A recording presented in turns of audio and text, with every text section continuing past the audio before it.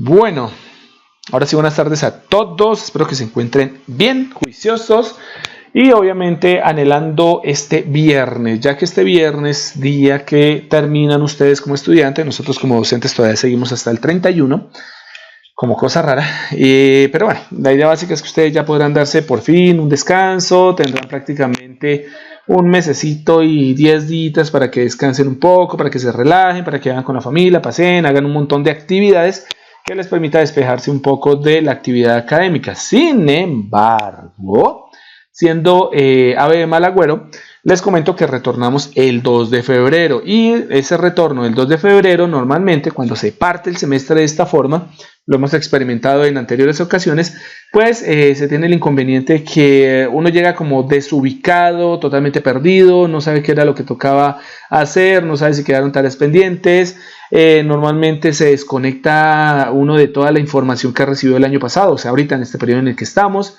Entonces, digamos que uno llega como fuera de base, ¿no? Entonces, una recomendación para todos ustedes es que no se les olvide estar de vez en cuando, no quiere decir todos los días, pero de vez en cuando se encuentren aburridos, cuando de pronto estén pasando el guayabito, cuando de pronto no estén en piscina, cosas así, y vean que de pronto tienen como ese pequeño espacio de repaso, háganlo, ¿ok?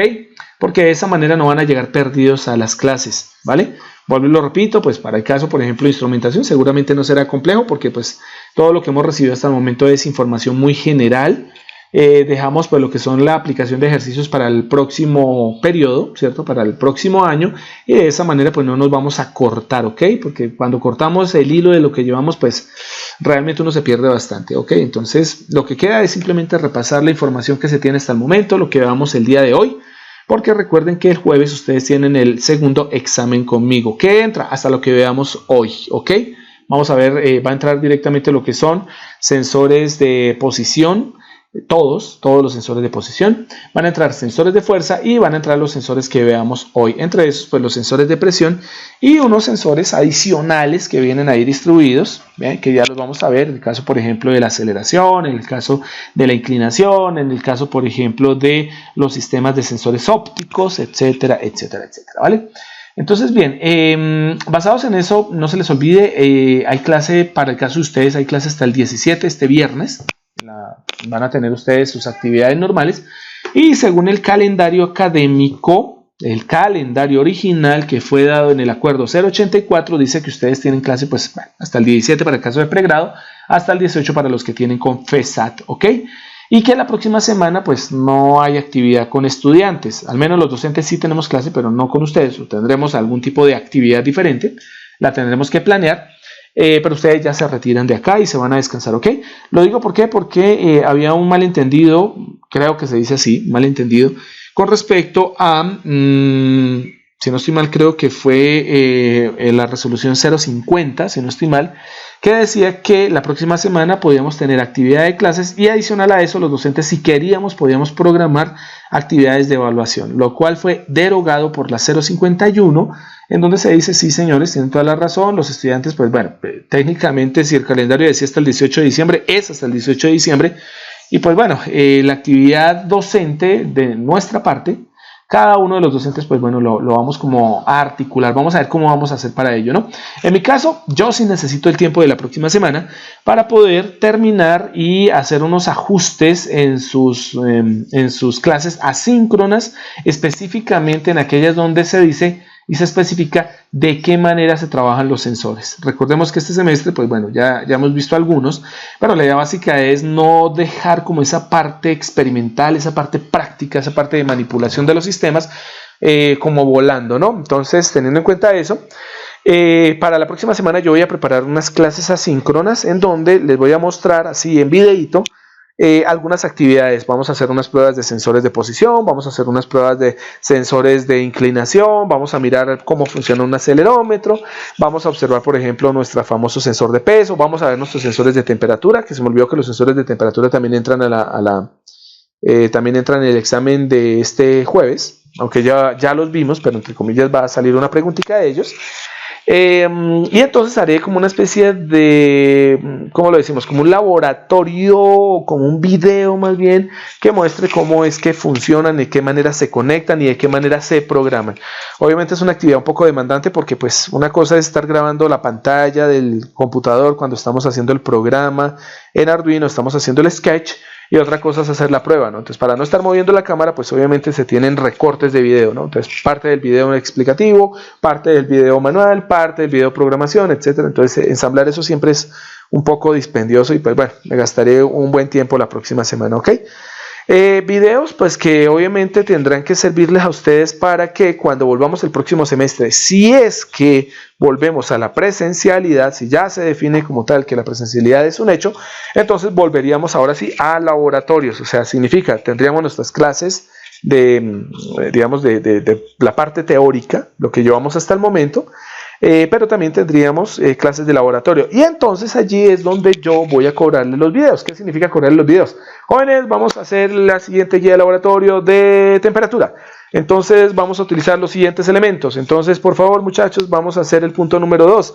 El punto número 2 especifica que utilicemos el sketch que utilizó el ingeniero por allá en su video X. Bueno, una sola X, ¿no? En su video 1, en su video 2, en su video 3, ¿no? Entonces, basados en eso, uno dice, ¿pero cuál video? ¿De qué está hablando, ingeniero? No le entiendo. ¿Cómo se hace el segundo punto?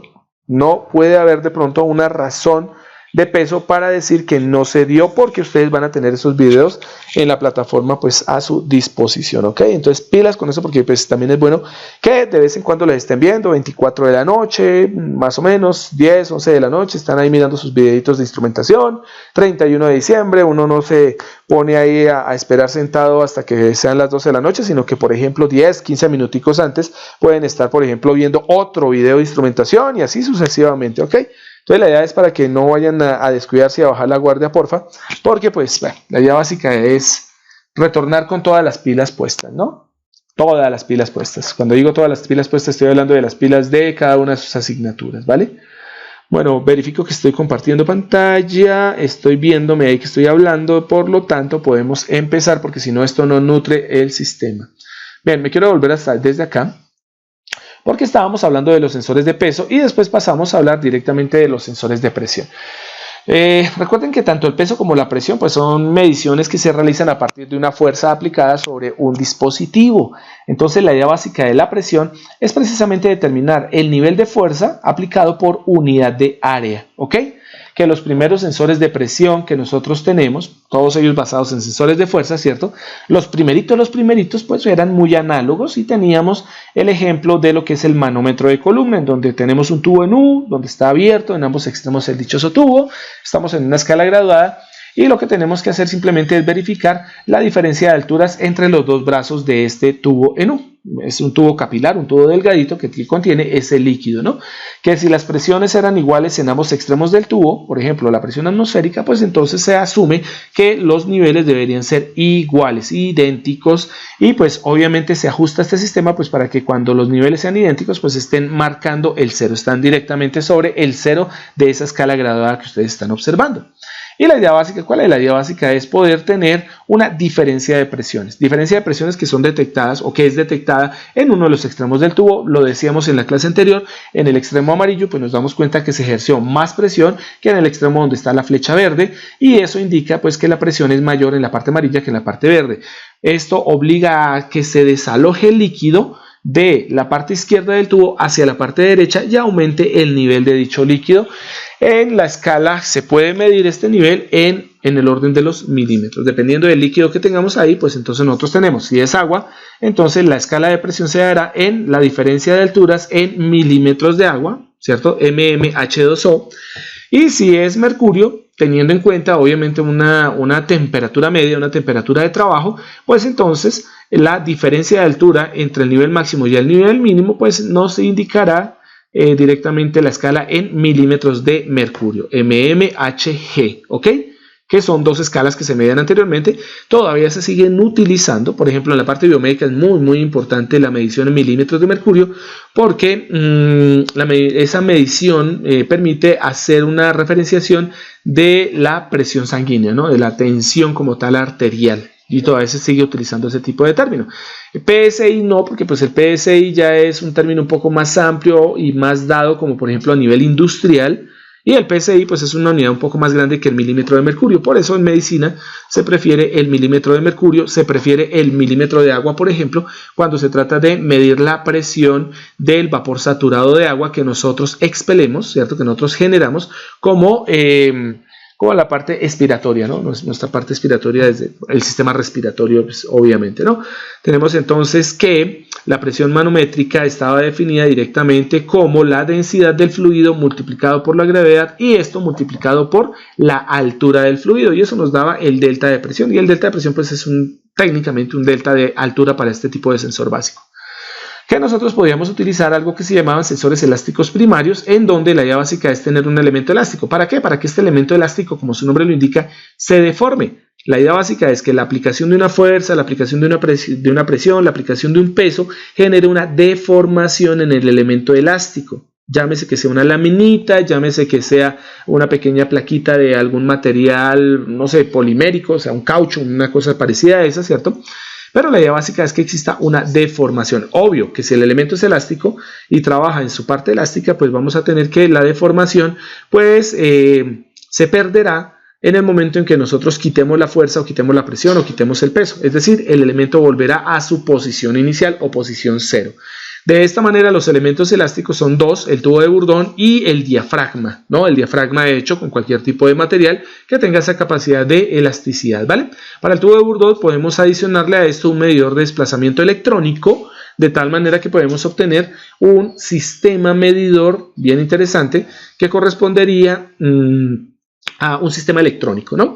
Y en el caso del diafragma pues se le agrega un medidor de deformación, de los cuales pues ya vimos algunos, como es el caso de la galga extensiométrica. Para el tubo de Bourdon más el medidor de desplazamiento, pues entonces podemos utilizar estos sensores: el potenciómetro, un potenciómetro convencional normalito, nuestro famoso transformador diferencial lineal variable, LVDT.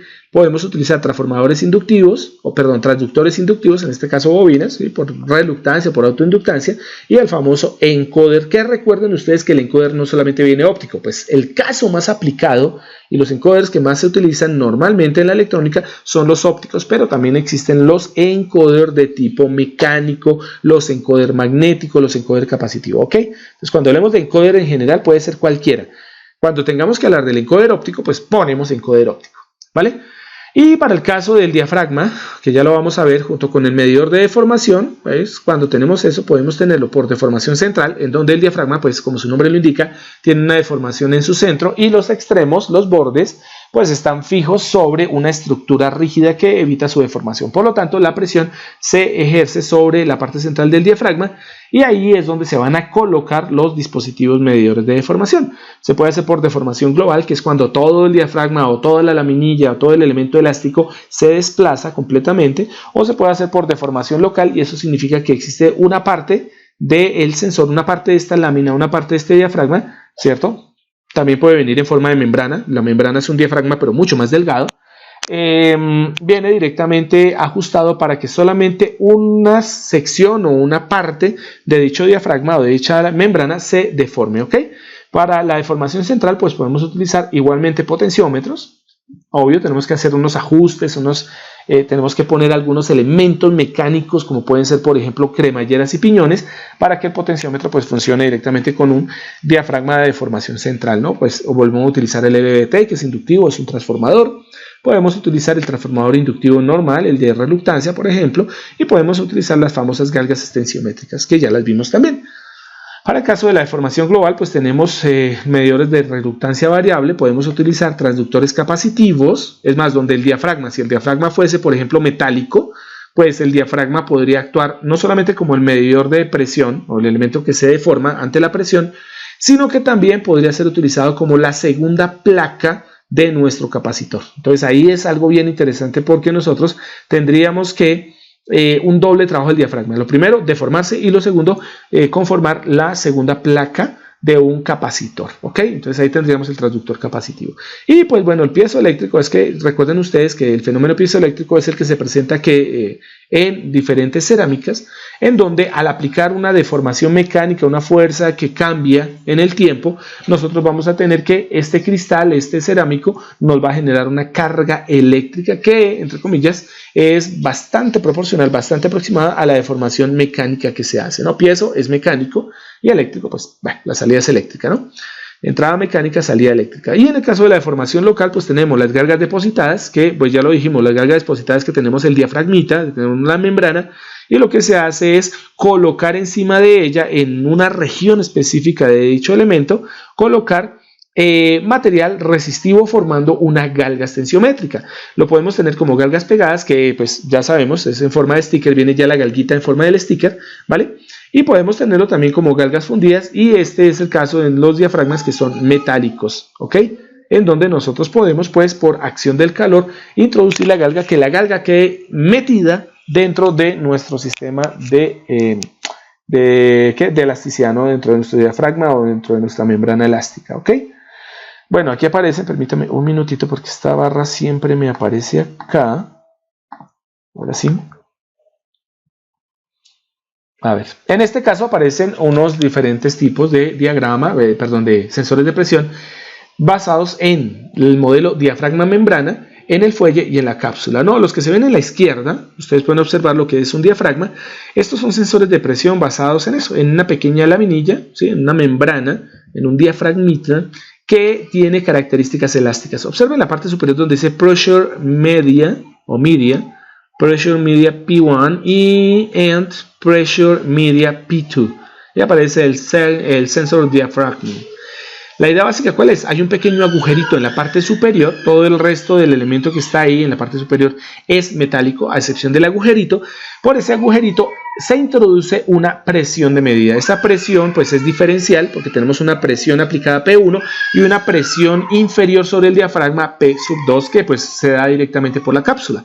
Bien, la idea básica es que la presión superior, al llegar a ser superior, al llegar a ser mayor que la presión media P2, entonces vamos a tener que ese elemento de diafragma que ustedes observan ahí curvo se va a doblar hacia abajo. Y con eso tendríamos directamente que poner algún tipo de sensor, algún tipo de elemento de desplazamiento, algún tipo de elemento de medición de posición sobre ese diafragma para poder obtener pues que la deformación del diafragma nos dé un cambio sobre nuestro dispositivo sensórico. Caso como el que se ve exactamente debajo, en donde vemos el mismo sistema. Entonces tenemos un tubo de acceso, tenemos una entrada de acceso por la parte superior, tenemos toda una estructura, ¿cierto?, rígida en la parte interior, y vemos en el centro el diafragma. Vemos que este diafragma tiene una forma ondulada, y vemos que a él está adicionado una galga extensiométrica. No necesariamente tiene que ser una galga, pueden ser dos galgas extensiométricas, dependiendo de cómo queramos la deformación, ¿no? Determina la deformación del diafragma. Con la aplicación de la presión externa, si esta presión externa es mayor que la presión de la cámara inferior, donde está el strain gauge, ¿listo? Entonces lo que vamos a tener ahí, ¿qué es? Que el diafragma se va a desplazar y ese desplazamiento va a generar una deformación sobre el cuerpo del diafragma. Si nosotros ponemos una galga extensiométrica, la deformación en el cuerpo del diafragma será proporcional a la deformación en la galga extensiométrica, obligando a un cambio de resistencia que pues se puede medir en forma de un voltaje de salida. Recuerden que la galga extensiométrica se pone ya sea en divisor de tensión, que no es muy adecuado, no es muy bueno, ¿cierto? O se pone en la forma más adecuada, que es en puente de Wheatstone, ¿ok? Y con eso obtenemos nuestro voltaje de salida. En la parte media podemos observar otro tipo de descripción de un sensor de presión, ¿listo? Donde, si ustedes se dan cuenta, pues es un sensor de presión por contacto en la parte superior, donde está de colorcitos. Observen que la presión acciona directamente la membrana, el diafragma, de color azul, y de esta forma ese diafragma empieza a hacer contacto con ese soporte o esa plataforma amarilla. La plataforma amarilla corresponde directamente a un material resistivo.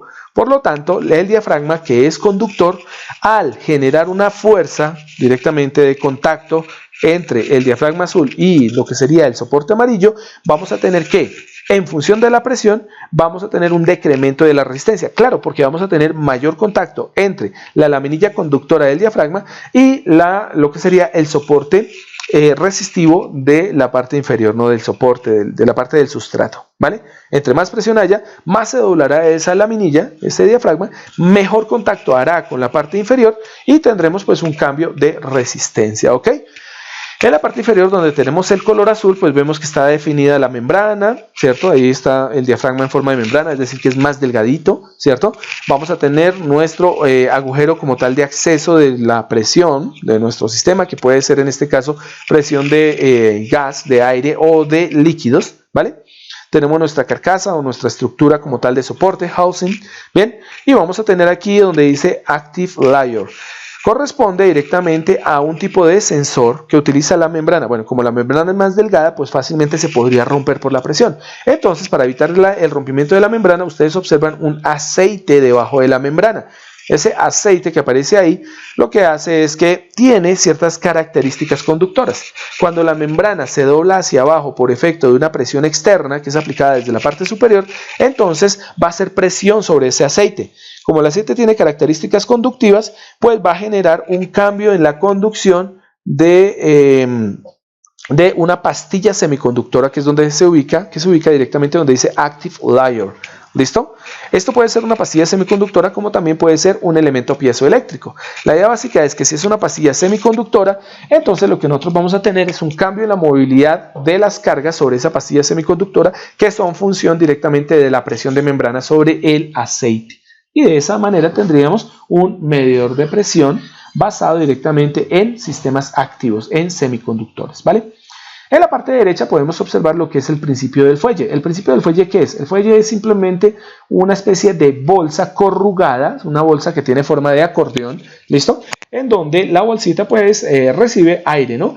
El movimiento del aire dentro de la bolsa genera un movimiento del fuelle, de tal manera que el fuelle puede estirarse o contraerse en función a la cantidad de presión que tengamos de aire dentro de ese fuelle, ¿ok?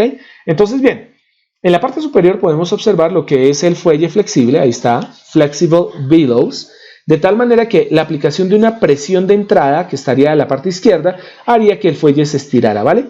En el momento en que el fuelle se estire, pues simplemente el fuelle mueve la parte inferior de un cursor, en donde ese cursor pues se desplaza directamente encima de una escala graduada, que va de 0 a 25 para la gráfica. ¿Cuál es la idea? Que la idea es que el resorte que aparece ahí, Spring, lo que va a obligar es a que ese puntero o ese indicador mecánico vuelva a 0 cuando la presión de entrada o dentro del fuelle sea 0, cuando no haya presión de entrada, ¿listo? Y a medida que nosotros vamos inyectando una presión, pues bueno, el fuelle, el resorte, no solamente actuaría como un elemento que reposiciona la aguja en 0, sino también se opondría directamente al movimiento de extensibilidad del fuelle. ¿Listo? Por lo tanto, ese resorte no puede ser cualquier resorte, tiene que ser un resorte que tenga unas propiedades bien definidas, en donde el movimiento del fuelle, debido a la presión del fluido de entrada, sea proporcional, ¿cierto?, al desplazamiento de nuestro resorte. ¿Eso qué significa? Que sea proporcional a la constante de rigidez del resorte. ¿Ok? Entonces, vuelvo y lo repito, no puede ser cualquier resorte, tiene que ser un resorte calculado para el fuelle y para la presión de medida. ¿Ok? Y en la parte inferior pues podemos ver otra forma de fuelle, en donde la idea básica es, por la parte superior tenemos la entrada de la presión, tenemos el fuelle que empieza a moverse, ¿cierto? En función a que aumente la presión, pues este va a empezar a bajar, ¿no? En la parte inferior tenemos un resorte, pero este es un resorte de compresión, ¿vale? Y debajo del fuelle lo que se hace es ubicar el cursor, el slider, de un potenciómetro directamente, pero es un potenciómetro de desplazamiento lineal, ¿ok? De tal manera que cuando nosotros apliquemos presión, se estira el fuelle baja, se mueve el cursor hacia abajo, disminuye la resistencia y lo que debemos hacer es medir esa resistencia, que técnicamente no se mide la resistencia, sino que lo que se mide es que el voltaje que daría esta resistencia conectada a el famoso puente de Wheatstone. Entonces ahí tenemos un dispositivo electrónico diferente al que está de arriba, que es totalmente analógico, en donde simplemente tenemos el principio del movimiento del fuelle adaptado directamente a un componente eléctrico electrónico. Y entonces el dispositivo se volverá electrónico. Podemos medir fácilmente la presión a partir de ese movimiento de fuelles. ¿Listo? Aquí tenemos el famoso tubo de Bourdon, que les comentaba en una época, lo vimos, ¿vale? Vamos a volver a ver el videito, en donde vemos que el tubo de Bourdon es un tubo hueco. Un tubo no necesariamente tiene que ser circular, realmente es un poco aplanado, como lo pueden observar en la figura de color de la parte izquierda, ¿vale? Entonces, este tubo es hecho de un material, tiene cierta flexibilidad, pero realmente no puede ser un material muy elástico. Normalmente tiene una elasticidad condicionada. Casi siempre termina siendo un metal, no de pronto un caucho, no de pronto una goma, sino normalmente termina siendo un metal, los tubos de Bourdon. Entonces, bien, ¿qué tenemos? Bueno, en la parte inferior tenemos el ingreso de la presión. Obviamente este es un medidor de alta presión, ¿listo? Que va conectado a un bloque. Este bloque se adapta directamente a lo que sería el tubo de Bourdon, que es ese que ustedes ven de color café, ¿cierto? Que correspondería a un tubo de Bourdon de cobre. Y este tubo de Bourdon de cobre en el extremo superior pues va amarrado directamente a un enlace, ¿no? Es un enlace mecánico, es simplemente una pequeña barrita que se conecta a un sistema mecánico de desplazamiento basado en piñones, de tal manera que cuando nosotros aplicamos una presión a ese tubo, el tubo trata de estirarse. Eso significa empieza a desdoblarse de esa forma en C que tiene el tubo de Bourdon, lo que obliga al movimiento de nuestra aguja en el piñón. Entonces, aumento de presión, mayor desdoblamiento de nuestro tubo de Bourdon, ¿cierto? Y desplazamiento proporcional de la aguja. Y ahí es donde dicen, bueno, y entonces ¿cómo nosotros podemos volver esa cosa que tenemos ahí, ese famoso tubo de Bourdon, lo podemos volver electrónico? Fácil. Si ustedes en el punto donde está conectado el puntero, ahí donde tenemos el piñoncito de color amarillo, conectamos precisamente un sensor de desplazamiento, por ejemplo un potenciómetro. Si ponemos un potenciómetro rotatorio, bien, o un multivuelta, cualquier movimiento del tubo de Bourdon será proporcional al cambio de resistencia de ese potenciómetro conectado sobre ese piñón de color amarillo. ¿Listo? Otra cosa que se podría hacer es simplemente ubicar en la parte superior donde está el link, donde está puesto el bracito, podríamos poner directamente una galga tensiométrica y con el desdoblamiento del tubo de Bourdon pues generamos una fuerza que va a ser proporcional, es una fuerza de desdoblamiento que va a ser proporcional pues a el valor que determinemos en nuestra carga tensiométrica. Es más, hasta una celda de carga podría servir ahí perfectamente, ¿ok? Sobre todo para presiones altas. ¿Cómo se vería el tubo de Bourdon? Bueno, se vería como en la parte inferior, simplemente es una especie de manómetro circular en donde tenemos, pues bueno, nuestra escala graduada. Esta escala puede estar en diferentes valores, no necesariamente tiene que estar solo en PSI, puede estar, por ejemplo, en Torricellis, puede estar en bares o puede estar en PSI o en cualquiera de las otras unidades, en dependencia de qué, en dependencia de su aplicación. ¿Listo? ¿En dónde lo vamos a utilizar? Por ejemplo, estos manómetros médicos, estos manómetros de tubo de Bourdon médicos, utilizan escalas en PSI, escalas en bares y escalas en atmósferas, y a veces también aparece la escala en milímetros de mercurio o en milímetros de agua. Depende de eso, ¿no? De la aplicación. Casi siempre cuando se trata de gases clínicos, gases médicos, normalmente vienen con 3 o máximo 4 escalas diferentes, ¿no? Para aplicaciones industriales es posible que solo venga de pronto, por ejemplo, en bares y en P6, y pues se tienen solo 2 escalas, ¿vale? Ahí vamos a encontrar una gran familia de todos ellos. Bueno, en el caso del tubo de Bourdon, miren una aplicación que hay en la parte central, donde tenemos ahí donde dice Applied Pressure, tenemos el Movable, Dielectric, y tenemos el Output Terminal. Tenemos el tubo de Bourdon, y miren que es bien interesante porque es un tubo de Bourdon adaptado directamente a un capacitor diferencial, ¿ok? En donde ustedes observan el capacitor diferencial está formado por una placa a la izquierda que está conectado a la tierra y 2 placas fijas que están al lado derecho, en donde el tubo de Bourdon se amarra directamente a un dieléctrico movible o móvil. ¿Esto qué permite? Fácil. El desdoblamiento del tubo de Bourdon genera simplemente que ese elemento dieléctrico se desplace y obligue a que se genere un cambio de capacitancia diferencial entre los 2 capacitores que están conformados allí. ¿Cómo se conectan estos 2 capacitores? Se conectan directamente a una especie, vuelvo y lo digo, especie de puente de Wheatstone. No se llama puente de Wheatstone porque realmente el puente de Wheatstone está formado solo por resistores. Ese puente que está ahí, en donde la parte superior está conformada por 2 resistencias y en la parte inferior del puente podemos observar que están conectadas las 2 plaquitas fijas del lado derecho del tubo de Bourdon, se conoce como el puente de Sauti. Entonces tenemos un puente de Sauti que, aplicándole directamente una señal alterna a una frecuencia determinada, pues se puede medir directamente por efecto capacitivo, ¿no? Bien, en la parte inferior al puente de Sauti, al puente de la parte capacitiva, del sensor capacitivo, podemos observar un LVDT adaptado directamente hacia un sensor de cápsula. Entonces tenemos el Pressure Sensing Capsule, bien, y tenemos un sensor inductivo. ¿Cuál es la idea? La idea básica es: se aplica la presión, vamos a tener algo muy parecido a un fuelle, ¿cierto? Y ese fuelle está conectado a lo que sería el núcleo móvil de un LVDT. Y entonces el desplazamiento del LVDT va a ser proporcional a la presión interna dentro de la cápsula, ¿listo? De la cápsula de presión. Y ya, sería bastante interesante. Ahí está con LVDTs, ¿no? El que está en la parte B, pues se dan cuenta ustedes, es de reluctancia, ¿listo?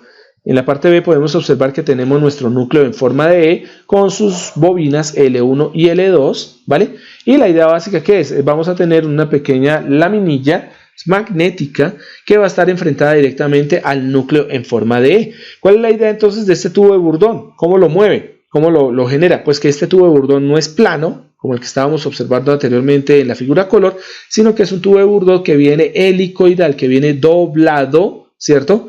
De forma que parece que estuviera en zigzag. Es decir, no lo tuercen en forma de C, sino lo tuercen para generar una especie de doblamiento, ¿cierto?, sobre el eje axial del tubo.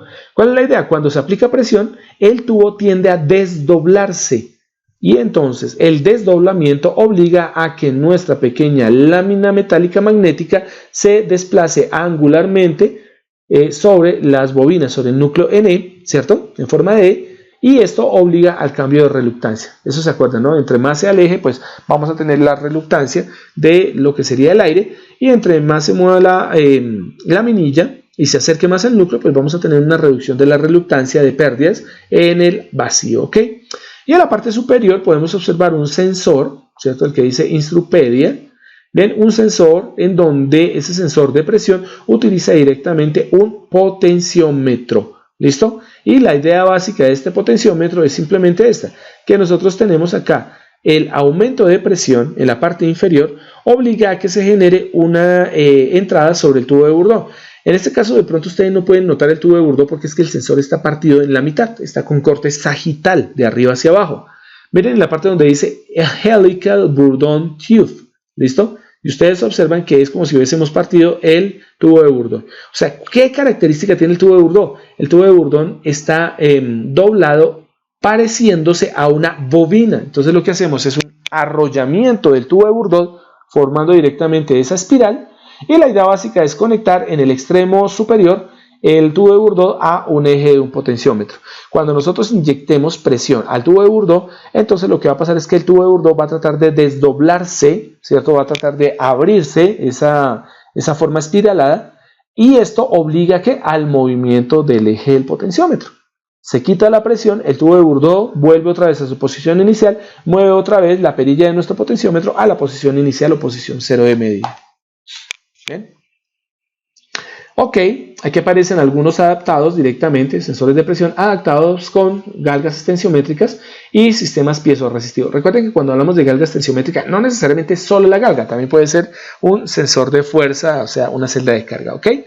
En la parte izquierda superior, donde se ve la foto, ustedes pueden observar que ahí lo que están haciendo es pegándole al dispositivo de medida, pegándole directamente un sticker en donde se tiene la galga tensiométrica. Es una galga bidimensional, o sea, este permite la medición de la deformación tanto en un eje horizontal como en un eje vertical, ¿ok?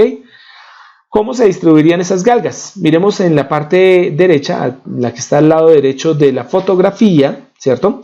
Observemos directamente lo que es un sistema de presión por membrana con galgas tensiométricas. Entonces tenemos aquí nuestro diafragma, bueno, en la parte inferior le aplican presión a la cámara obliga directamente a un movimiento del diafragma, y como en el diafragma tenemos pegado una galga tensiométrica, el simple hecho de aplicar esa presión y que el diafragma se deforme obliga a la deformación de la galga. La galga está conectada al puente de Whiston que les había dicho ahorita, y pues simplemente determinamos que la presión es proporcional al voltaje de salida de las referencias del puente de Whiston. ¿Listo?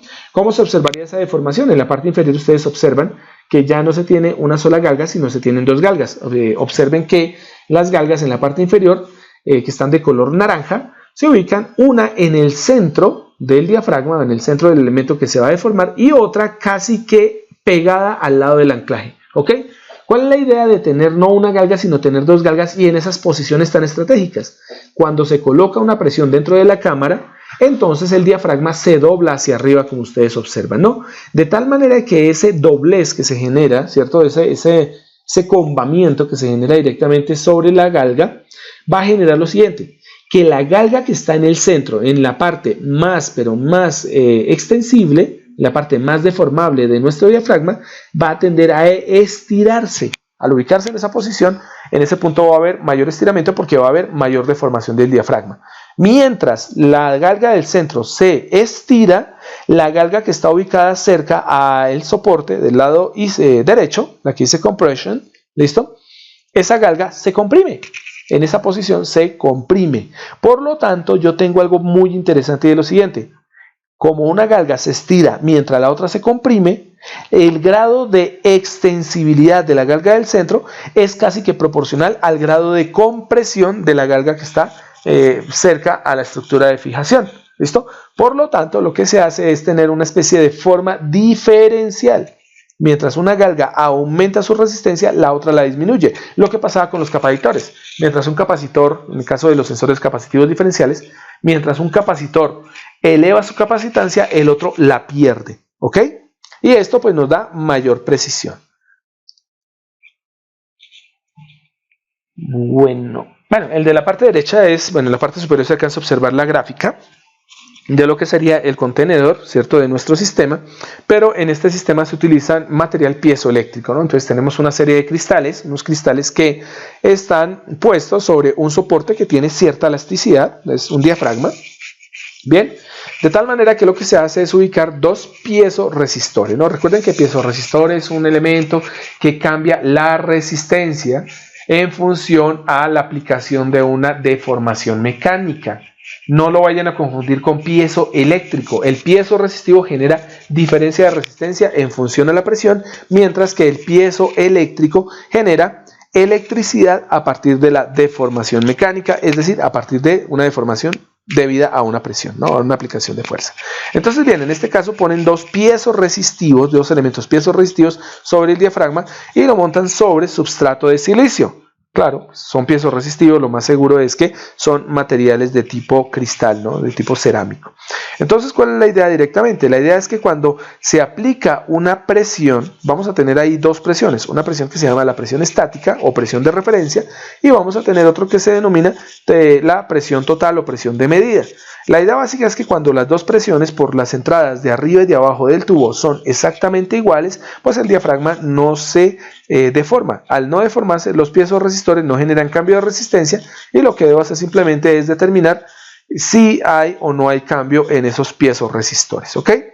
Pero cuando, por ejemplo, la presión total, que es la que viene por la parte de abajo, aumenta y se vuelve cada vez más grande que la presión estática o presión de referencia, pues obviamente nuestro diafragma se va a combar, se va a empezar a doblar y esto obliga directamente a la deformación de los piezos resistores, generando un cambio de resistencia medible directamente sobre los alambres de conexión, ¿listo? Sobre los pines de salida, ¿vale?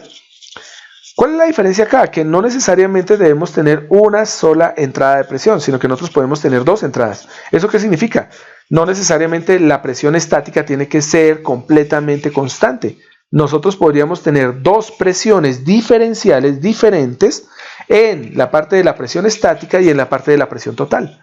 Por lo tanto, ahí lo que tendríamos que verificar es cuál es la deformación para el momento en que se encuentre, ¿cierto?, una diferencia de presiones entre la estática y la total, porque este diafragma puede o doblarse hacia arriba por efecto de la presión total o doblarse hacia abajo por efecto de la presión estática. Y en este caso tendríamos un sensor de presión diferencial, porque me permite medir la diferencia entre las dos presiones de entrada, ¿vale?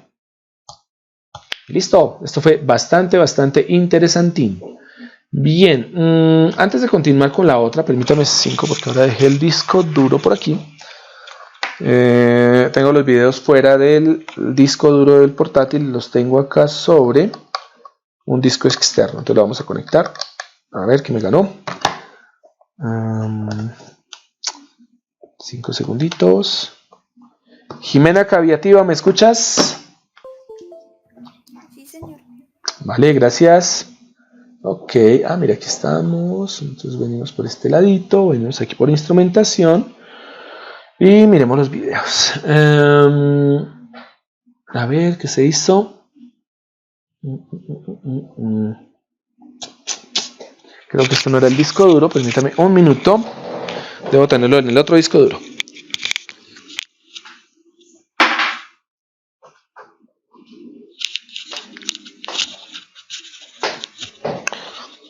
A ver, es tanta la información que tengo varios discos portátiles. Saquemos esto, quitemos esto por acá.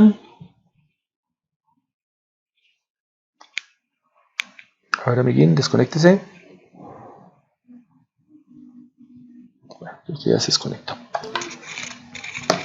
Vamos con el otro disco duro. Acá estaría.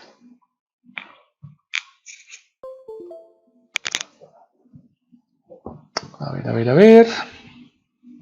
Acá está. Y deberíamos tener escritorio 2021.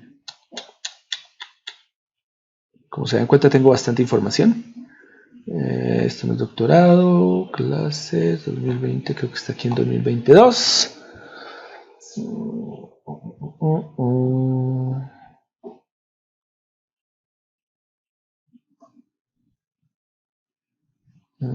A ver si están acá. Debería estar acá. Bueno, este creo que ya lo han visto. Sin embargo, quiero que miren estos videitos antes de continuar, ¿ok? El primero que está en... A ver, que se me perdió. Acá está. Miremos este videito, ¿listo? Voy a desconectar un momento los audífonos para que se escuche mejor el audio. Ok. Vamos acá.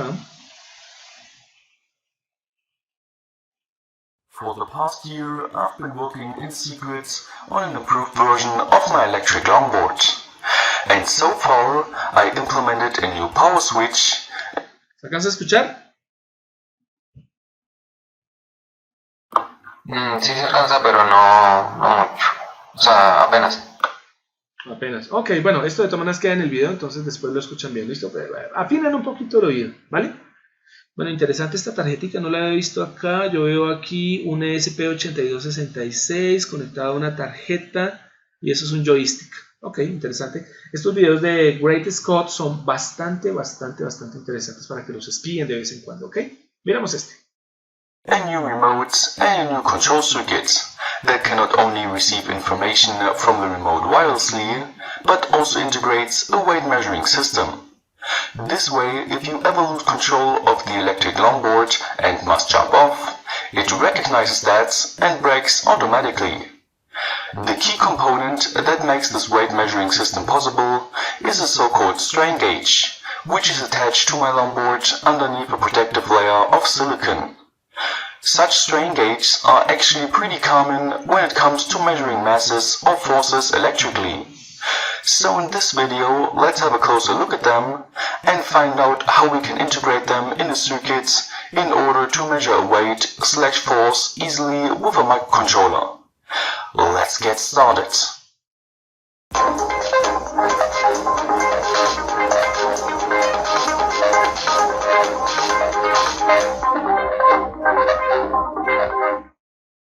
On closer inspection, is a strain gauge just a flexible piece of plastic on which a zigzag pattern of resistance wire is secured. By soldering two thin wires to its contacts and measuring the resistance of this particular strain gauge, then we get a value of around 120.4 ohms, which correlates with its datasheet. Besides the 120 ohm value, there also exists 350, 700 or 1000 ohms as standard values. And while my example strain gauge is kind of big, there also exist smaller variations, even sometimes with different patterns. But enough about the outer appearance. Let's rather find out how a piece of plastic can measure weight. And the answer is actually quite simple. By stretching or compressing the strain gauge, the resistance of its wire pattern increases or decreases slightly. Bueno, ¿qué tal ahí? Ahí les dicen, miren, ahí tenemos las celitas de carga, perdón, Ahí tenemos las galgas extensiométricas, ¿no? Strain gauge. Pero no importa si los doblamos o no los doblamos, alcanzaron a observar el soporte, ¿no? Ahí está nuestro sustrato, nuestro soporte como tal es un plástico y sobre él pues tenemos directamente nuestra galga, ¿no? Pero observen que casi no hay cambio, ¿ven? Entonces realmente se necesitaría una gran deformación para poder obtener un cambio significativo en una galga. Además, mire, ahí lo están midiendo en la escala de kiloohmios, están midiendo la resistencia. Entonces, por lo tanto, miren que tenemos una pérdida de sensibilidad. ¿Dónde se aumenta esa sensibilidad? Si nosotros ponemos esas galgas en un puente de Wheatstone. En el puente de Wheatstone, como es un doble divisor de tensión, entonces cualquier tipo de mínimo cambio que se genere en la galga va a ser perceptible no en forma de resistencia, sino en forma de voltaje. Por eso es que se utiliza como circuito de acondicionamiento para las galgas, medidores de fuerza, directamente un puente de Wheatstone. Entonces, observen que casi no hay cambio. Continuemos. That means the strain of the strain gauge is proportional to its resistance, which logically means we can calculate the mass of an object. So all we have to do is to properly glue the strain gauge to the object we want to apply force to and measure its resistance. Right? Well, it's not that simple, since non-extreme weights, aka more realistic forces, only create a very small, almost not measurable change in the resistance. What we have to utilize instead to fix this problem is a so-called Wheatstone bridge. By replacing R1 with the strain gauge and the rest of the resistors with precise 120 ohm resistors, and applying a 5V supply voltage to the circuits, we... Ok, ¿qué vemos ahí? El famoso puente de Wheatstone, ¿listo? Donde estamos haciendo una polarización. Bueno, interesante porque está utilizando 5 voltios y tierra. Eso quiere decir que va a utilizar de alguna forma acondicionamiento TTL, ¿ok? O sea, está adaptando el sistema con un voltaje sobre el puente de Wheatstone para que pueda ser leído por algún tipo de procesador, que en este caso es un Arduino, que trabaja a 5 voltios. ¿Por qué me detengo acá para decirle lo siguiente? Ojo, cuando armamos un puente de Wheatstone, no siempre el voltaje tiene que ser 5 voltios o 12 voltios. Debemos tener en cuenta dos cosas. Lo primero, las resistencias que vamos a utilizar.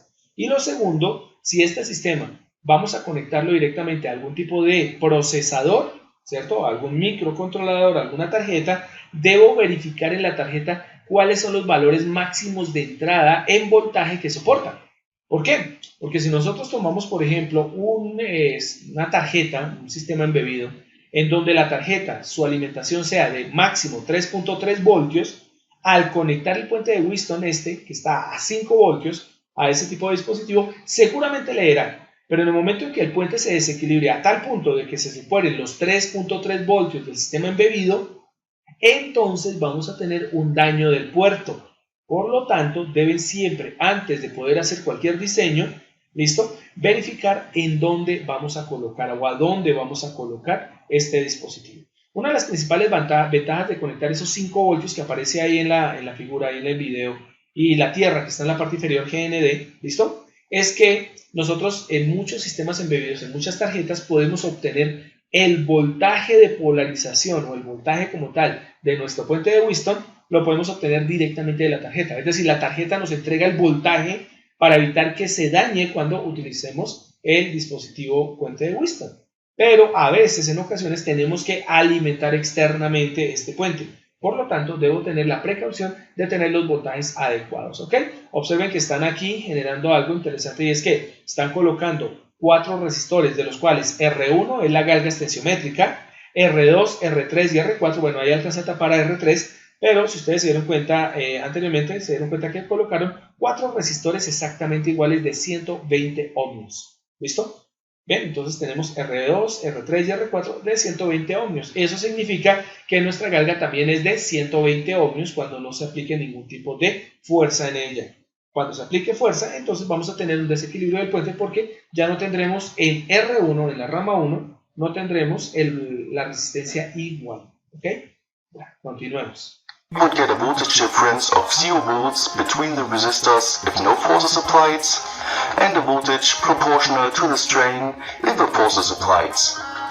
That means we successfully converted the change in resistance into a voltage, that we could now amplify with a differential op-amp configuration, with a gain of, for example, 196, and that... Okay. Lo que mostraban anteriormente, ¿qué era? Era el cálculo de ganancia directamente de nuestro sistema. Es un simple amplificador inverso. Bueno, y entonces simplemente, bueno, está más configurado en forma de un amplificador diferencial, ¿no? Pero nuestro amplificador diferencial, pues simplemente lo que va a hacer, ¿qué es? Es aumentar como tal el voltaje de salida. Ah, venga, entonces quiere decir que en el puente de Whiston que nos estaba mostrando, con el solo puente no puedo obtener una diferencia de potencial de 5 voltios, pues les comento que no. Los 5 voltios es para garantizar que en el momento que se presente algo raro sobre el puente, ¿cierto?, no tengamos ese valor, ¿cierto?, un valor superior a esos 5 voltios que puedan dañar directamente a nuestro sistema. Miren que ahí quedó que es un Arduino Nano, ¿ok? Entonces, ¿la idea cuál es? Ah, bueno, que es que realmente, y siendo sinceros, pues como la deformación es tan pequeña, ¿cierto? Y el cambio en la galga va a ser tan pequeña, olvídense que van a obtener la salida en voltios directamente del puente de Whiston. Entonces necesitamos un acondicionamiento de señal y pues bueno, se utiliza el amplificador diferencial, que más adelante veremos cómo lo vamos a utilizar para diseñarlo, ¿no? Measure it with the analog to digital converter of a microcontroller. But there's still a noticeable problem which comes to mind when we have a look at the datasheet. It seems like the resistance of our strain gauge is temperature sensitive, which can easily mess up the measured voltage difference of the Wheatstone bridge. That is why you usually avoid such a quarter bridge with only one strain gauge, and instead utilize a half bridge with 2 strain gauges or a full bridge with 4 strain gauges. I always liked... La galga extensiométrica es sensible a la temperatura. Eso quiere decir que cuando hagamos una medición de fuerza con esta galga vamos a tener el pequeño inconveniente de que si la temperatura llega a cambiar, por ejemplo, se eleva porque tenemos un disipador de calor de un circuito electrónico cerca, porque las características del aire cambian, porque la humedad cambia, y la humedad obliga también a un cambio de la temperatura, vamos a tener una descompensación del puente. ¿Cómo se soluciona eso? Fácil. Pues si yo tengo que mi rama medidora estaba en R1, ahí es donde voy a poner mi celda, mi galga extensiométrica, y ella es susceptible a la temperatura, pues fácil. Si esta galga va a estar sometida a cambios de temperatura, pues pongamos una galga adicional que se encargue de compensar a la galga de medida en R1. Y entonces, ¿qué nos dice el hombre? Nos dice fácil, para poder compensar en temperatura y que el puente no se desequilibre, es decir, que si se calienta R1, entonces el desbalance por temperatura en R1 también se ha detectado en el resto de ramas R2, R3 y R4, podemos utilizar o bien sea medio puente, y eso significa reemplacen R2 por otra galga igual. Entonces ya miren que el circuito ha cambiado de tener 3 resistores y una galga a 2 resistores, 2 galgas. Pero el hombre dice, o también, y eso también se puede hacer, coloque 4 galgas exactamente iguales en las 4 ramas. De esa manera, todas las galgas estarían sometidas a la misma temperatura y no tendríamos desbalance térmico por temperatura. Continuemos. Use the half bridge, since both strain gauge resistances are influenced by the temperature, and this mistake then gets subtracted by the nature of the Wheatstone bridge. Of course, you could also use 4 strain gauges to compensate for all kinds of undesired forces, but let's rather stick to the basics for now. Now to easily adjust the resistance values of all 3 and all 4 corresponding to the strain gauge values, it is recommended to utilize 10-turn trimmers, so that after building up the circuits and connecting the strain gauges, you can adjust them until the output of your microcontroller's ADC spits out a voltage in between the supply voltage and ground. Now by applying force to the object, we can see that the ADC's measured values change accordingly, which means we can use those values to measure weight. But since building up a proper strain gauge setup can be quite daunting and time-consuming, there's also a cheap and easy alternative, known as a load cell. Those are basically aluminum profiles with 4 M4 holes for mounting, to which a complete Wheatstone bridge is... Listo. No tenemos mucha sensibilidad todavía y vamos a tener bastantes errores utilizando galgas extensiométricas. Y la solución para evitar precisamente estas descompensaciones y estas pequeñas desviaciones, porque aunque peguemos las galgas directamente sobre la misma superficie, la superficie no es perfecta y es posible que cuando peguemos la galga no quede muy bien. Entonces dicen simplemente, hey, pues venga, fácilmente, ¿por qué no utilizamos un dispositivo en donde pues aparezca de verdad la funcionalidad de las galgas? Y aparece la celda de carga. Ahí sobre esos dos puntos que se ven de color blanco, lo que tenemos es un depósito de un elemento protector, ¿cierto? Un elemento que recubre, ¿sí? Eso es un termoplástico, recubre dos galgas extensiométricas. Una por un lado, por una carita, y la otra por la otra cara, conforman directamente a un medidor de deformación, medidor de peso, medidor de fuerza, medidor de presión, ¿cierto? Por deformación en dos ejes coordenados. Already attached. All we have to do is to connect the red wire to 5 volts, the black wire to ground, and measure the voltage between the white and green wire. Like before, it is the voltage difference of the Wheatstone bridge that once again correlates with the force that we apply to the load cell. That means we could simply attach the load cell to two pieces of wood with M4 spacers and screws, build up the same amplifier circuit as before, feed it into an Arduino, and use this setup as a crude scale.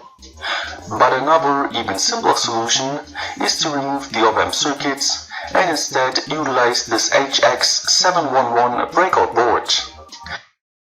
Y ahí está nuestro sistema de acondicionamiento de señal. Se dice, podemos utilizar el amplificador directamente, conectamos nuestra celda de carga, lo metemos directamente en un puente de Wheatstone, ponemos nuestro amplificador, lo configuramos a una ganancia determinada, pero aún así no es tan fiable, no es tan lineal, no es tan bueno, ¿cierto? Sirve, obviamente, pero no nos entrega cierta linealidad. Y por ello, entonces nos proponen, oiga, pues utilicen el adaptador o el acondicionador específico para celdas de carga con el circuito integrado HX711. HX711, ¿ok? Y con él se hacen maravillas. The HX711 IC is a 24-bit ADC with an integrated amplifier that features a maximum gain of 128. By soldering 4 wires to its right connector pads and thus connecting its data pin to pin 7, its clock pin to pin 8, and its power pins to 5 volts and ground of an Arduino, and connecting its E+, E-, A- and A+ pads to the load cell wires, like I showed right here, and utilizing the HX711 Arduino library from SparkFun, we can output the scale readings through the serial monitor, which now reacts even to the tiniest changes in weight. The reason is that the 10-bit ADC of the Atmega 3208P microcontroller features a resolution of 1024 steps, which equals voltage steps of 4.9 millivolts. ¿Les parece conocida la fórmula? Esa fórmula la hemos utilizado la vez pasada para determinar la resolución de un convertidor analógico digital. Entonces, la idea básica, ¿cuál es? Si nosotros conocemos cuál es la resolución del convertidor analógico digital, por ejemplo 10 bits, 5 bits, 8 bits, nosotros ya conocemos cuántas variaciones o cuántas combinaciones podemos tener.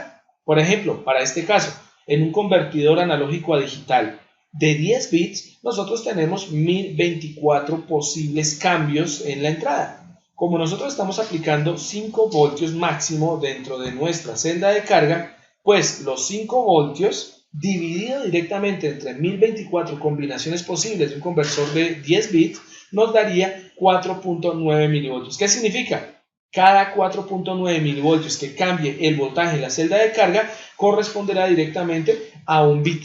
¿Listo? 2 bits, pues obviamente serían ¿qué? Serían 9.8 milivoltios y así sucesivamente. Ojo, vamos a tener cambios en el orden de los milivoltios, pero solo con 10 bits. Entonces imagínense cómo sería con el HX711, que es de 24 bits.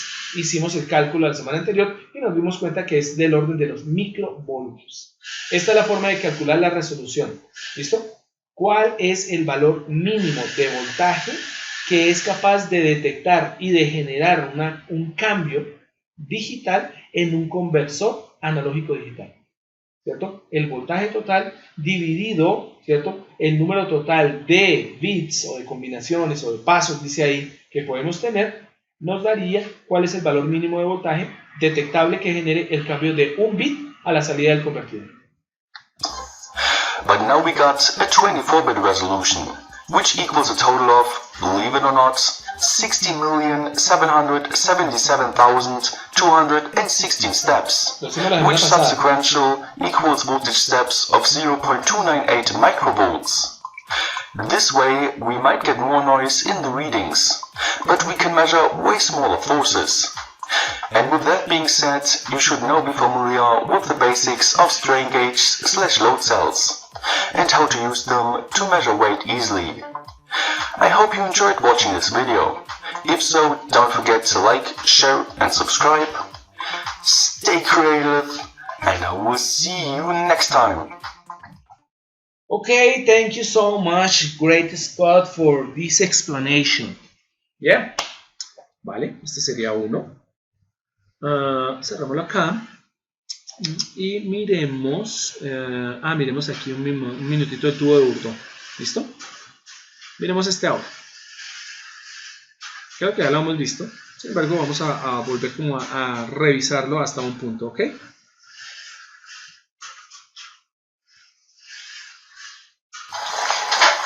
Howdy, it's Triple Kane again, and this time with electrical board-on tube are very similar in construction. So let me take this one apart and talk about how it's constructed.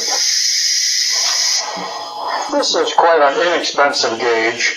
Some of the better ones are going to be sealed, maybe even stainless steel, and filled with glycerin to lubricate and to keep the needle from vibrating. But I simply took off the front ring, which was pressed on along with the limbs, and on the back were 2 screws, which I've taken out. Just a protective cover is all that is. And the entire mechanism here is brass, with the exception of the copper tube here, which is... Ahí pueden observar el tubo de Bourdon conectado directamente a nuestro cuerpo, ¿cierto? De transmisión de presión, en este caso pues de aire, ¿vale? Y podemos observar pues, el mecanismo, ¿cierto? Que es un sistema mecánico no tan complejo de palancas que permiten el movimiento de esto por el desdoblamiento del tubo de Bourdon. We call the board-on tube. And on the front, of course, there's a needle, and it's been calibrated with and it has a little stop peg there, and the face. And this gauge goes from 0 to 100 psi, pounds per square inch, and you can tell this is kind of an old one because the newer ones are also going to tell the pressure in metric, which is kilopascals. The board-on tube is nothing more than a piece of copper tubing that has been flattened and then bent into a circular formation here, and it's soldered to the the square brass part right here, just soldered, and then it's also soldered on the other end so that it is leak-proof, in other words, airtight. Now, when the pressure comes on, the board-on tube attempts to straighten out. Now, it's not going to go all the way, it's only going to flex a little bit. And in some ways, it's similar to a Purdy whistle. Lo comparan con un espantasuegras. Attempting to straighten it up and always returning to its original position. Now watch the needle as I turn the air pressure on, and then again off. We're at 90.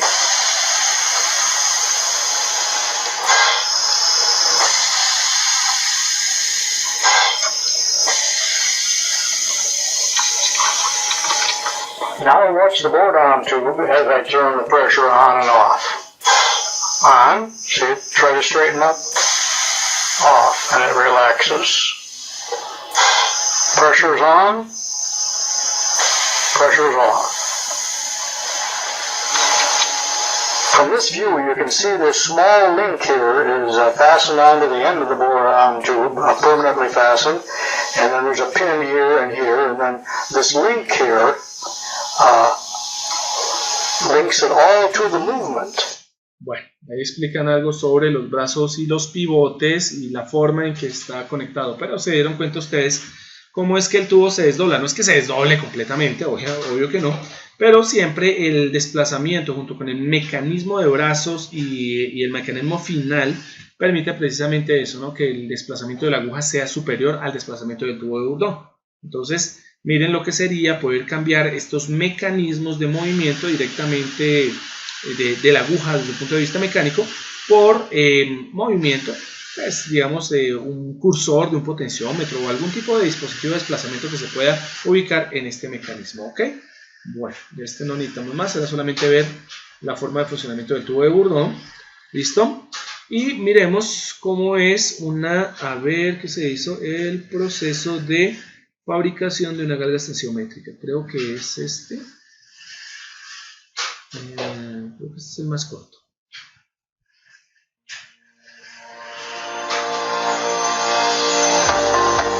At Instron, we want you to feel completely confident about your testing. For 40 years, we've been designing and manufacturing all of our load cells to the highest standard possible, creating a product that has been proven best in class countless times. This process takes place in our Transducer Center of Excellence, located just outside of London. Instron load cells are a key part of our materials testing systems. Each load cell is designed using CAE tools including CAD and FEA. Manufacturing these specialized transducer devices is a complex procedure that involves many different stages and individual components. Load cell components are first machined to tight tolerances to ensure optimal axial alignment of completed load string assemblies. After the load cells are machined, they prepare for the installation of strain gauges. This step includes degreasing the cell and preparing the gauge locations by grit blasting. In our load cell assembly lab, strain gauges are installed by hand with meticulous care using a special adhesive. Once the adhesive is cured, the wiring and electrical components are assembled by our highly trained experts. All Instron load cells are subjected to a thorough test and verification procedure, including temperature compensation. Our load cells are tested in our ovens and then adjusted as necessary. Afterwards, the load cells are then retested in the ovens to ensure compliance with our specifications. All of our standard load cells are made for stock, allowing rapid delivery to customers all over the world. But before any load cells are ready to ship, they are put through a final step of calibration using traceable reference devices. All the reference devices have calibrations traceable to the international standards and Interesante esta maquinita, ¿no? Ahí lo están diciendo. La idea de poder generar una calibración sobre las galgas, es decir, de obtener una curva de calibración o de comportamiento sobre las galgas, no, perdón, sobre las celdas de carga, que son industriales, ¿cierto? Es que podamos añadir o quitar peso. Miren que este mecanismo es interesante en el sentido de que cuando nosotros alamos hacia arriba, ¿cierto? Lo que hacemos es precisamente quitar algunos elementos de peso. O sea, estos discos se van añadiendo uno a uno a medida que nosotros los empezamos o que les permitimos como tal depositarse o mantenerse encima de la galga tensiométrica. Todos estos discos están ajustados al ojo milimétricamente, ¿cierto? Para que los pesos sean lo más exactos posibles. Y entonces, para poder probar la galga, pues no se van a poner peso por peso, sino lo meten en la máquina y la máquina va agregando disco a disco, ¿cierto? Y con ello pues se va obteniendo diferentes niveles, ¿no? Miren al lado derecho que se ubica una pequeña regla, tanto está en centímetros, milímetros, ¿cierto? Como en pulgadas, y esto nos permite definir el número de discos que se están poniendo. Cada uno tiene un peso específico y con eso pues se logra directamente hacer la calibración de nuestra celda de carga. national reference laboratories in the UK and North America. Once you've received your load cell, our global network of field calibration engineers are available to provide on-site traceable calibration conforming to your local standards, so you can continue testing with confidence for years to come. Instron's experts are dedicated to producing best-in-class quality load cells and testing instruments through systematic, detailed measures, from design all the way through to shipment and beyond.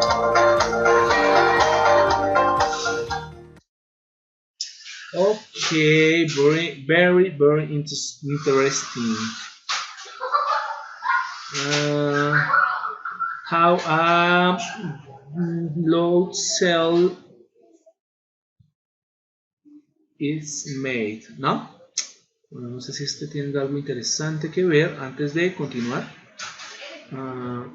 El de what is a pressure sensor lo vamos a poner despacito.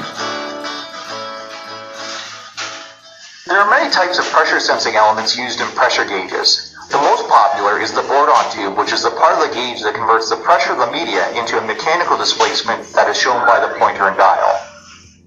The C-shaped bourdon tube is found in gauges measuring pressures from 15 psi up to 1000 psi. The helical bourdon tube is a high-pressure bourdon tube used in applications of 1500 psi or greater. The coiled portion of the bourdon tube enables it to withstand higher pressures. Winter's bourdon tubes are seamless, which means there are only two weld points throughout the wetted parts, where the tube contacts the socket, and at the end of the tube, which provides a seal. The capsule or clamshell type movement is used in low pressure applications where the pressure is less than 10 psi. Ya me acordé porque tenía este. Este para que eran uno de membrana, ¿no? De membrana conectado directamente a una cápsula. Para que ustedes observen cómo se hace la medición de presión por membrana. Unlike the C and helical tubes that move vertically, the capsule sensor moves horizontally to measure pressure. A direct drive or spiral tube pressure sensor uses a linkage directly attached to the pointer. Direct drives are found on smaller gauges commonly used on portable pneumatic equipment and fire extinguishers. For more information on Winter's instrumentation, Ok, era para que vieran algunas formas de los tubos de Bourdon. ¿Listo? En forma espiralada. Y el otro que estaba ahí en forma de membrana. Ese no era tubo de Bourdon. El de membrana no es tubo de Bourdon. Listo. Bien. Podemos continuar con nuestra clase ahora por este ladito. Sí. Bueno. Aparecen directamente otros tipos de sensores. Aquí vamos a hacer un repaso muy general de los otros tipos de sensores que son muy utilizados a nivel industrial, vuelvo y lo repito, en otros campos también. Sin embargo, la idea básica es poderlos observar de una manera rápida y ágil, porque pues, como les decía, la cantidad de sensores que nos podemos encontrar es bastante amplia, ¿ok? Entonces, bien, la idea básica es determinar qué tipo de parámetro necesitamos medir. Teniendo en cuenta cuál es el parámetro a medir, nosotros podemos seleccionar el sensor adecuado. ¿Listo? Todo depende específicamente del tipo de energía, ¿sí? O parámetro, como les decía ahorita, de medición y la forma en que nosotros vamos a detectar dicha variable. De tal manera que nosotros podemos tener diferentes tipos de aplicaciones.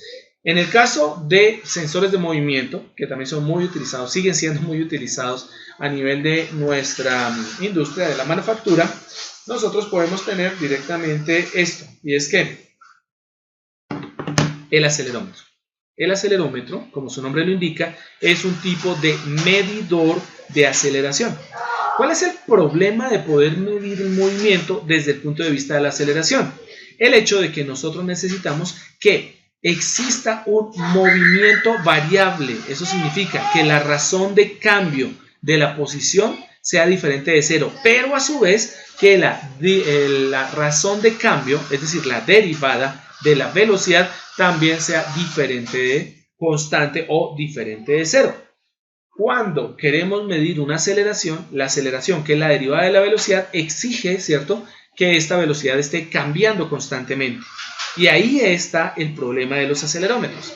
Si ustedes tuviesen un acelerómetro conectado a un vehículo, en donde el vehículo arranca, ¿cierto?, desde una posición cero y empieza a ganar una velocidad, seguramente el acelerómetro será capaz de ver el arranque. Claro, porque es que estamos partiendo de velocidad cero a una velocidad determinada y por lo tanto hay un delta de velocidad, ¿vale?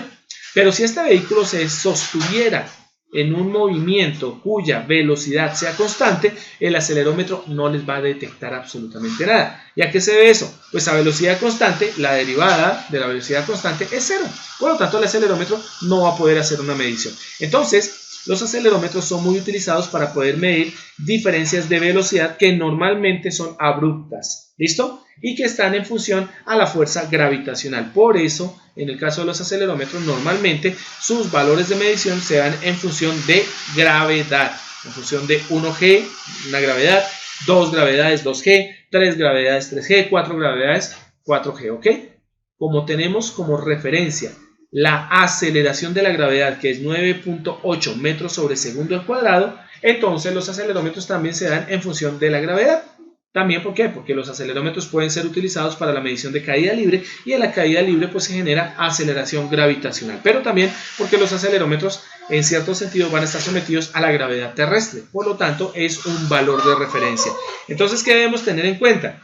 Debemos tener en cuenta que si existen estos movimientos en donde se generen esos cambios de aceleración en función al número de gravedades o también que las aceleraciones se presentan en forma vibracional, en forma de vibraciones, el acelerómetro es nuestro mejor componente, ¿ok?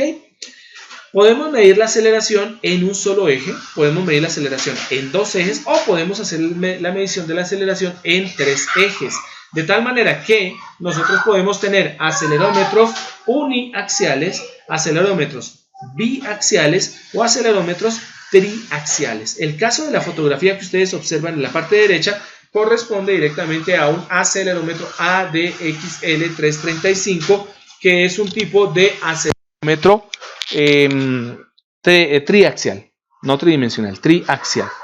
¿Cómo distinguimos un acelerómetro triaxial de uno biaxial de uno uniaxial? Específicamente por 2 formas. Lo primero, o bien están dibujados los ejes de detección del acelerómetro, como ustedes pueden observar sobre el chip, sobre la pastilla central, aparecen los 3 ejes, ¿no? Y se los demarcan. El eje X, el eje Y y el eje Z aparece en forma de un punto, pero eso significa que es perpendicular completamente a la base de la baquelita que sostiene nuestro circuito, a esa board, ¿ok?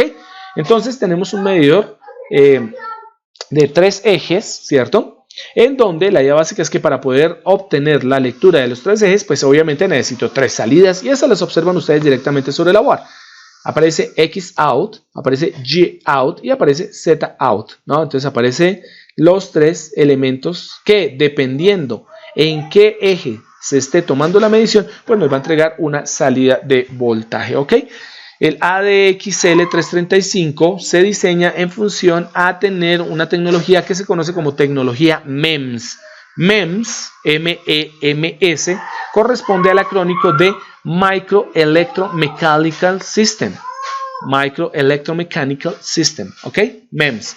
Entonces, desde el punto de vista de eso, pues los acelerómetros y algunos otros elementos como son los giróscopos pueden ser fabricados con la tecnología MEMS, dando por hecho que podemos tener sistemas sensores extremadamente pequeños. Esa tarjetita que ustedes observan ahí, pues no está a tamaño real, es una tarjeta que prácticamente cubre el centímetro, centímetro y medio por centímetro y medio, aproximadamente, dependiendo de la tecnología, ¿ok? Bueno, en la parte izquierda ustedes pueden observar cómo es que un acelerómetro puede llegar a trabajar. Entonces, ¿qué es lo que debemos tener? Debemos tener una masa. ¿Listo? Hay una masa que es sobre la cual nosotros vamos a generar las fuerzas de aceleración, ¿ok?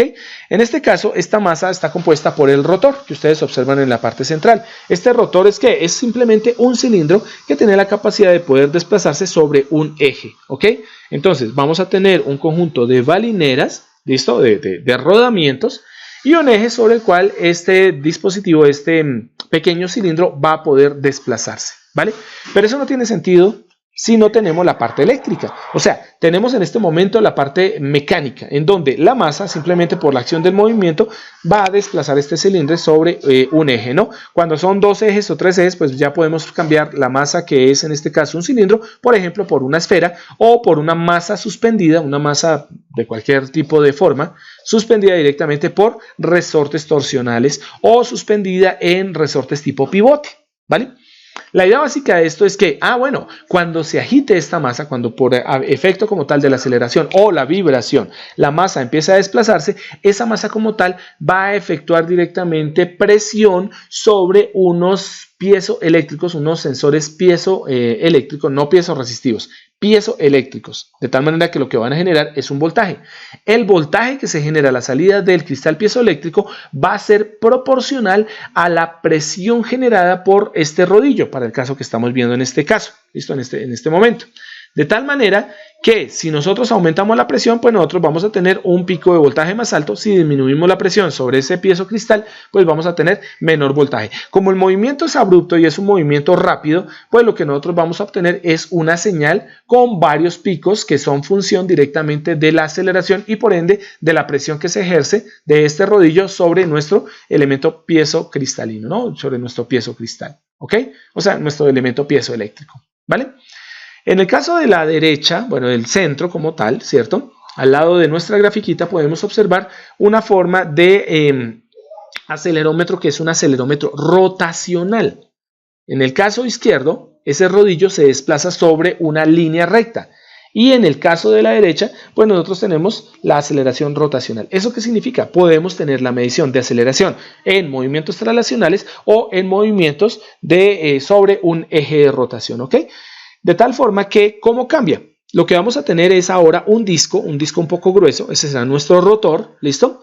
Este disco va a estar conectado a un resortico aneroide, ese resorte aneroide es parecido al que vimos ahorita en el tubo de Bourdon.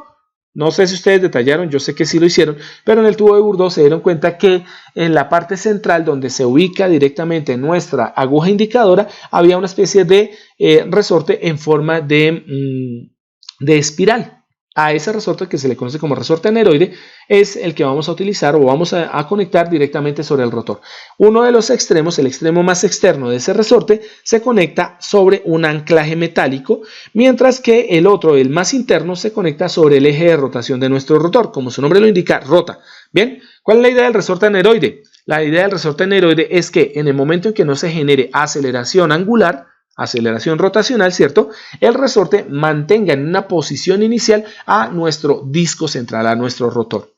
En el momento que se genere algún tipo de aceleración angular, ¿cierto? Nosotros vamos a tener que la masa conformada por ese rotor va a empezar a desplazarse, va a empezar a moverse y va a empezar a oscilar. La idea básica es que ese movimiento va a ser detectado por un sensor de posición relativa.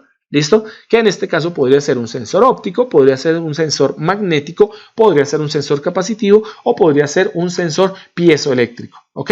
Que es el caso que ustedes observan en la parte inferior donde dice Relative Position Sensor, ¿ok?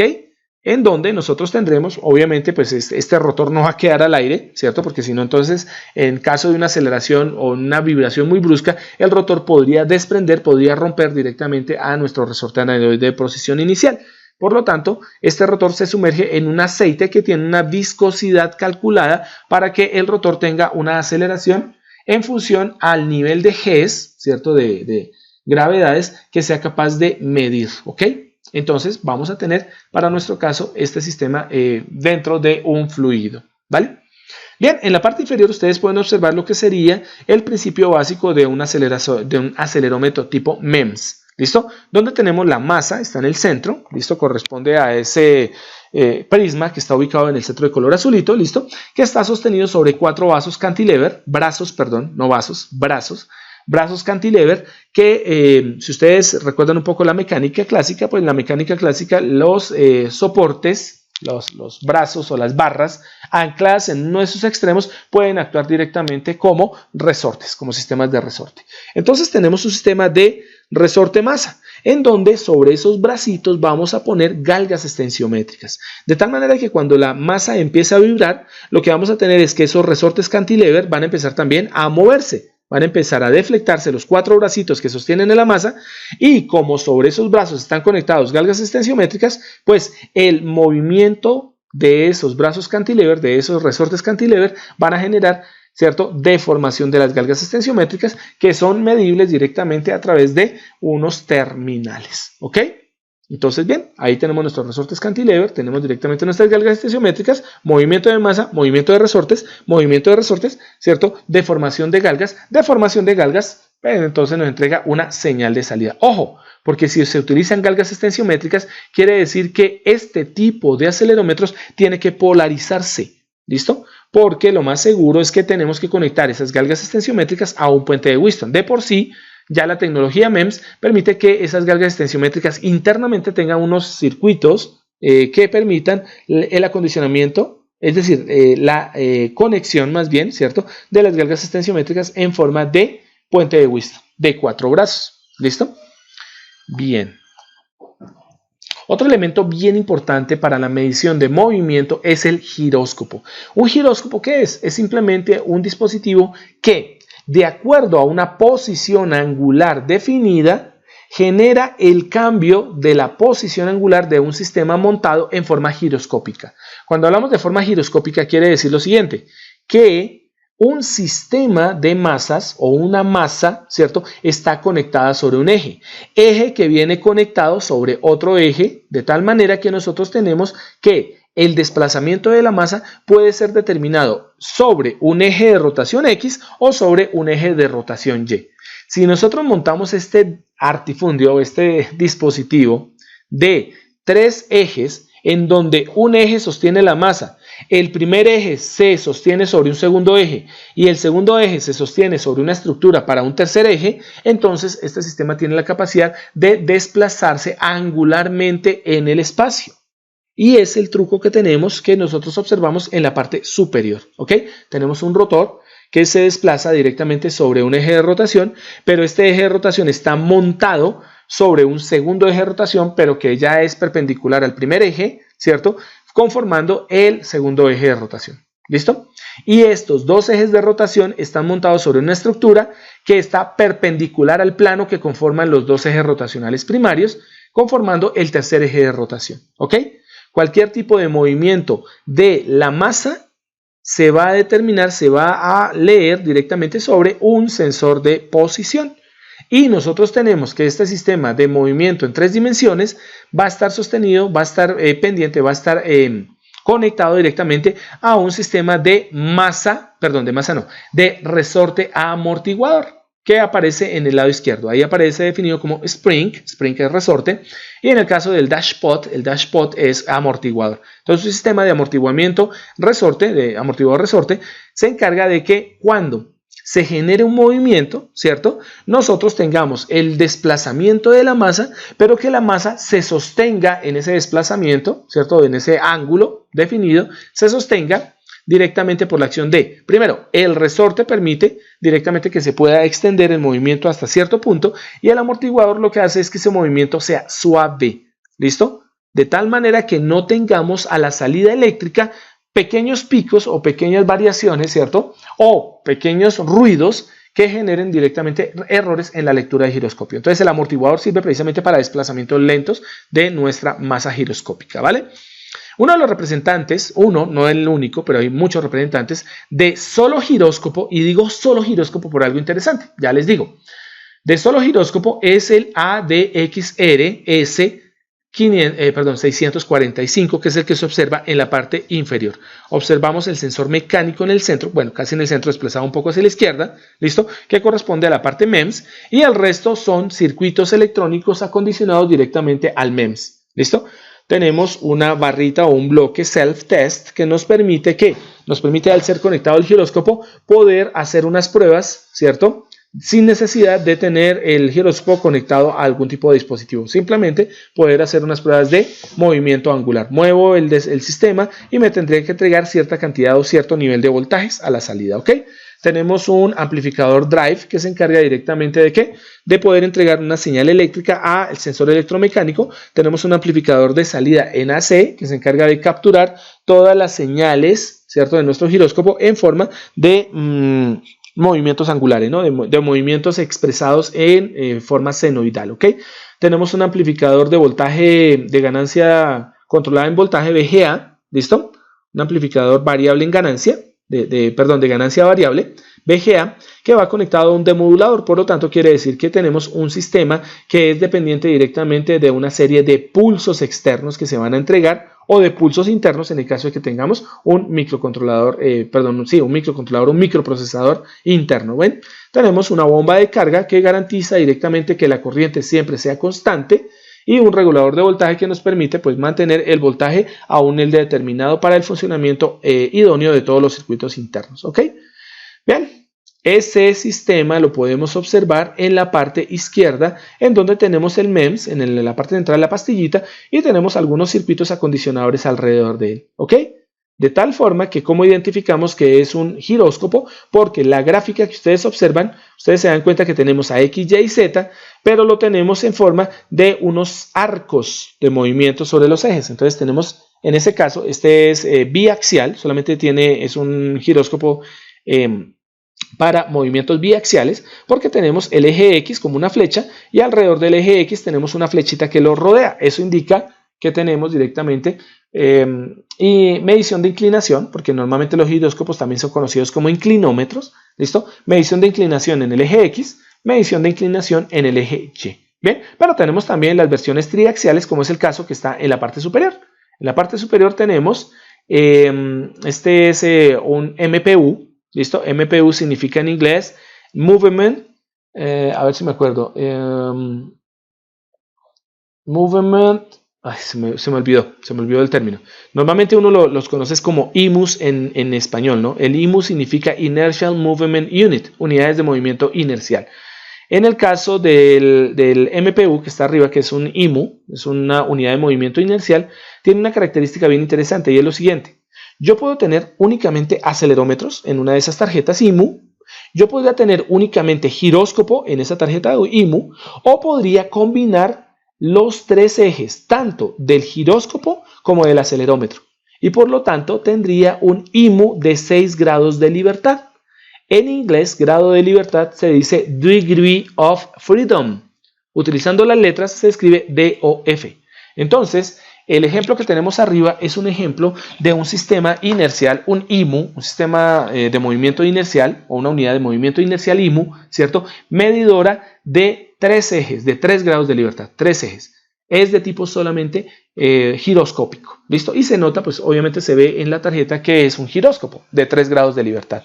Si nosotros a ese giróscopo, aprovechando las características de los sistemas microelectromecánicos de los MEMS, le pudiésemos adicionar a esa masa otra masita que se encargara de medir la aceleración en los 3 ejes, entonces tendríamos medición en 3 ejes giroscópicos y medición en 3 ejes de aceleración. Por lo tanto, tendría ¿cuántos ejes en total? Tendría 6.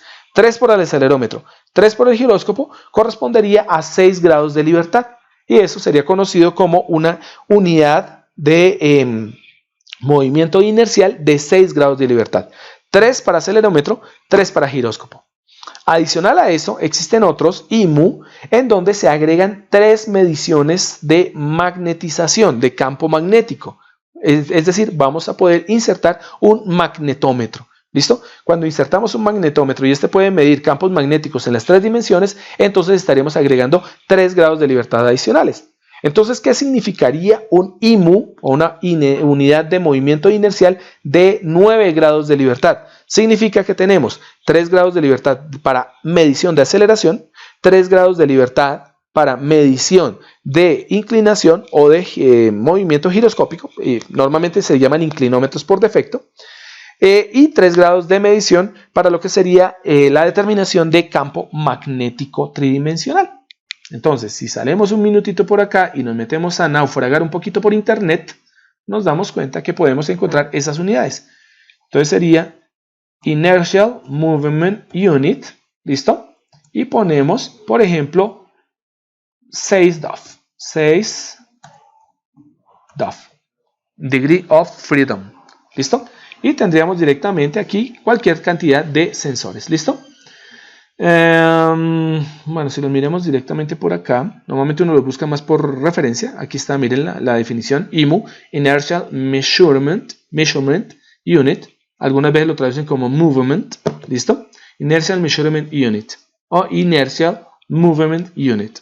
Bien, a ver, miremos este micro Este micro E, que es de Mauser, es de 6 grados de libertad y es una unidad de movimiento inercial, ¿vale? Ay, estoy en Colombia, no moleste. A ver, salgamos de acá. El internet no es que esté muy rápido, lo estoy utilizando en mi teléfono. Listo. Y aquí aparece una unidad de movimiento inercial de 3 grados de libertad. Observen que es acelerómetro, ahí aparecen los ejes X, Y y Z. Esos también sirven obviamente para posicionar el acelerómetro, ¿no? Porque uno dice, bueno, ¿y cómo lo posiciono? Acuesto la tarjeta, la pongo horizontal, la pongo vertical, la dejo paradita así como está en la foto.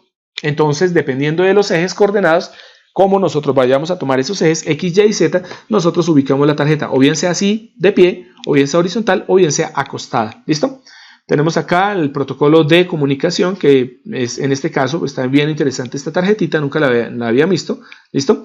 En donde vemos que es de 6 grados de libertad, giróscopo acelerómetro. Es un giróscopo de 360 grados, es un inclinómetro de 360 grados, interesante porque quiere decir que la tarjeta puede dar la vuelta completa y seguir midiendo. Bien, eso quiere decir que puede ser utilizado seguramente para drones. Lo más seguro es que esta tarjeta debe ser utilizada para un dron. Y bueno, me permite pues ajustar como tal la comunicación, o sea que puedo utilizar diferentes protocolos de comunicación serial. Bueno, hay un LED indicador que indica pues, que el aparato está funcionando. ¿Listo? Y tenemos un módulo de selección de direccionamiento esclavo I2C, ¿no? De comunicación I2C, que nos permite pues directamente cambiar la forma de comunicación de este dispositivo con el microcontrolador. Y bueno, el chip funcional, el MEM, es un BMI270, ¿vale? Lo más utilizado normalmente son los IMU de 9 grados de libertad. Entonces vamos a poner por aquí un IMU de 9 grados de libertad, a ver qué nos ofrece ahorita que nos ofrece directamente el mercado. Mire que ahora sí aparecieron. Son los más comunes, los más utilizados. Y es que hay una cosa. Si yo quisiera medir aceleración solamente y no quisiera giróscopo ni quisiese magnetómetro, pues lo que dice uno es, me voy a buscar un sistema de 3 grados de libertad, es decir, simplemente un acelerómetro triaxial. ¿Listo? E iría y compraría la tarjeta. Pero resulta que como la tecnología MEMS ya avanzó tanto, entonces a los fabricantes les queda mucho más fácil, es mejor meter los 9 grados de libertad, es decir, mire, compren este de 9 grados de libertad. Tiene acelerómetro, tiene giróscopo inclinómetro y tiene como tal magnetómetro, que no necesita sino solamente un elemento, por ejemplo, solo el acelerómetro, pues fácil, solo conecte las paticas del acelerómetro y ya, no se ponga a poner problema, ¿ok? Entonces tenemos la ventaja de que ahora, por precio, tener un sistema de 3 grados de libertad, uno de 6 grados de libertad o uno de 9 grados de libertad es casi lo mismo. Entonces, pues uno no es loco, uno llega y dice, pues me voy a comprar el de 9 grados de libertad y si necesito 3 grados de libertad, por ejemplo, solo aceleración, pues solo conecto el acelerómetro.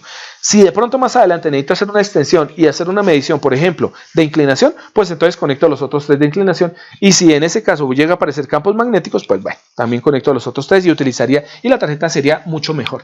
Bueno, si están un poquito caros, por ejemplo, miremos que aquí, por ejemplo, el 9250, el MPU 9250, a ver, el MPU 9250, que es un IMU de 9 grados de libertad, giróscopo, acelerómetro, magnetómetro, está en 48.000, es carito para una tarjeta tan pequeña, ¿no? Un poquito costoso, ¿vale? Y bueno, voltaje de operación de 3 a 5 voltios, tiene los 3 módulos y ambos son triaxiales, acelerómetro triaxial, giróscopo triaxial, magnetómetro triaxial, tiene modos de comunicación SPI, I2C, interesante porque eso quiere decir que se puede permitir la interacción con diferentes sistemas de procesamiento, pues diferentes procesadores. Rango de giroscopio, dice que puede medir más o menos 250 grados entre más o menos 500 grados, perdón, dots per second, es lo que dice ahí, ¿no? Que es la cantidad de puntos por inclinación, o bien sea en un sentido o en el otro dentro de un eje, ¿no? El rango del acelerómetro puede medir hasta 2G, 4G, 8G y 16G, pues mide bastante fuerza, ¿no? Perdón, bastante aceleración. Y el magnetómetro puede medir hasta 4800 microcampos. No sé por qué está expresado de esa manera, está raro. Debería medir en microteslas, no en micro F, porque micro F es microfaradio. Está raro, seguramente no lo escribieron bien. Bueno, esa sería una forma de verlo. Aquí hay un, ¿cuál es? Es que es mejor verlo en inglés, ¿no? Porque todo sale en español. Odio cuando me salen en español. Vamos a utilizar nuestra, ¿cómo es que dicen? La vieja confiable.